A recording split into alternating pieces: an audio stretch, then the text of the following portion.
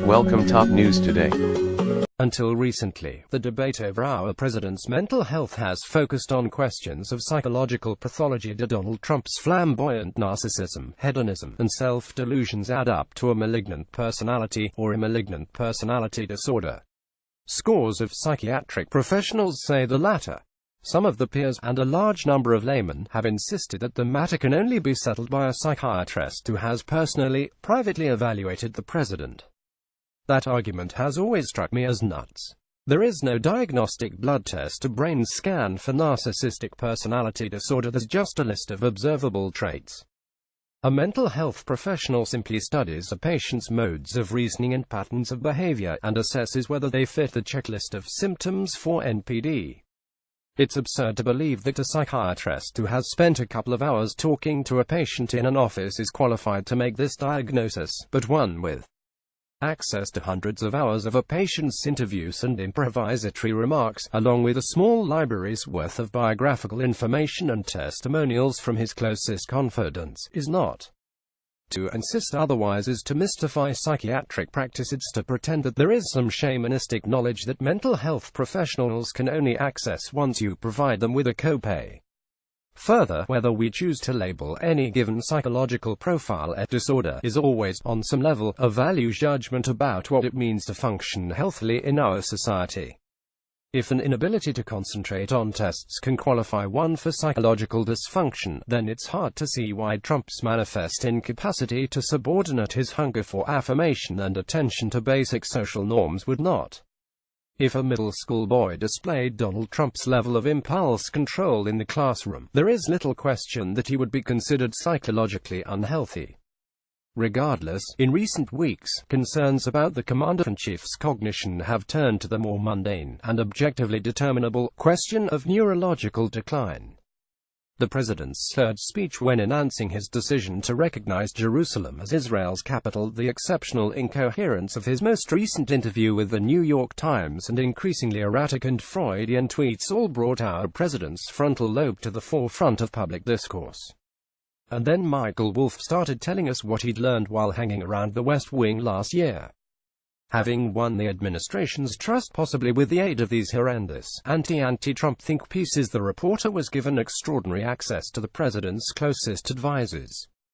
On Thursday, in The Hollywood Reporter, he added a few new details to the emerging portrait of our president's mental state. Everybody in the White House was painfully aware of the increasing pace of his repetitions.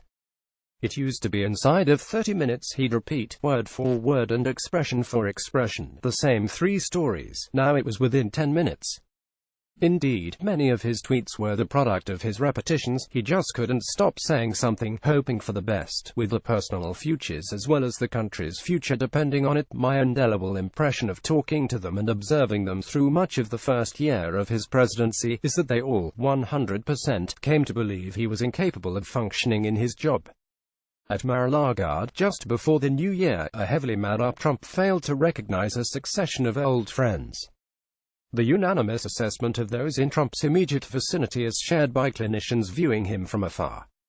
On Wednesday, in response to Trump's tweet about the size and potency of his nuclear button, 100 mental health professionals signed their names to a statement reading, "We believe that he is now further unraveling in ways that contribute to his belligerent nuclear threats. We urge that those around him, and our elected representatives in general, take urgent steps to restrain his behavior and head off the potential nuclear catastrophe that endangers not only Korea and the United States but all of humankind."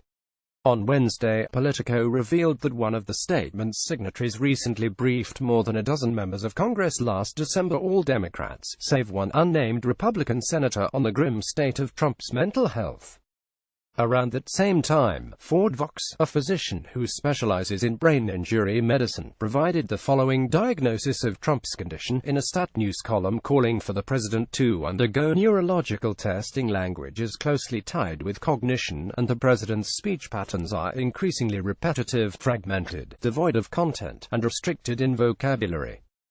Trump's overuse of superlatives like tremendous, fantastic, and incredible are not merely elements of personal style. These filler words reflect reduced verbal fluency. You call places like Malaysia, Indonesia, and you say, "You know, how many people do you have?"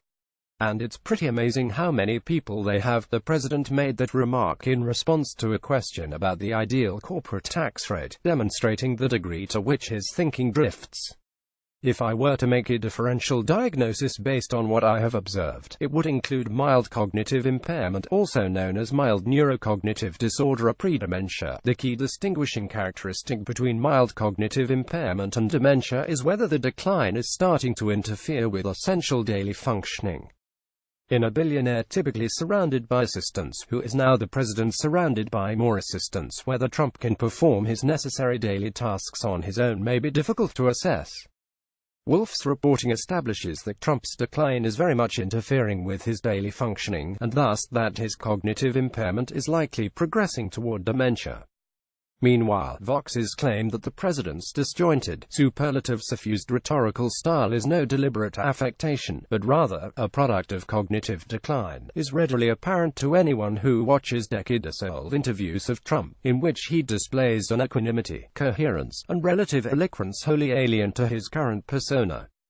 For most of his presidency, the conversation about Trump's mental well-being, and consequent capacity to perform the duties of his office, has been characterized by a willed naivety.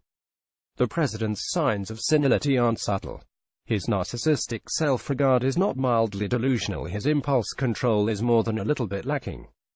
In October, a Republican senator likened the White House to an adult daycare center, said that he knew for a fact that every single day at the White House, it's a situation of trying to contain him, and insisted that, in private, most of his GOP colleagues shared this assessment. Wolff's reporting suggests that virtually everyone in Trump's inner circle has witnessed signs of his mental decline, and believes him to be unfit for office. As a practical matter, liberals have devoted inordinate attention to the 25th Amendment, a provision of the Constitution that allows for the president to be removed from office for being physically or mentally unable to discharge the powers and duties of his office, as opposed to being found guilty of impeachable offenses. While superficially attractive, the 25th Amendment solution doesn't actually get us past the hurdle that's blocking impeachment. Congressional Republicans do not want to remove Trump from office. A committed Congress would have no trouble finding a credible pretense for impeaching this president. They just don't want to. And the 25th Amendment would require 2/3 of Congress to vote to remove Trump on grounds of fitness, after a majority of his hand-picked cabinet members publicly expressed the desire to do the same. Considering the current political climate, it's delusional to believe that this is a plausible scenario. And yet, progressives' fixation on the 25th Amendment is far less deluded than the rationalizations that keep Republicans from invoking it. By all accounts, most GOP Congress members recognize that Donald Trump is a pathological narcissist with early-stage dementia and only peripheral contact with reality, and they have, nonetheless, decided to let him retain unilateral command of the largest nuclear arsenal on planet Earth because it would be politically and personally inconvenient to remove his finger from the button. You don't need a degree in psychiatry to call that crazy.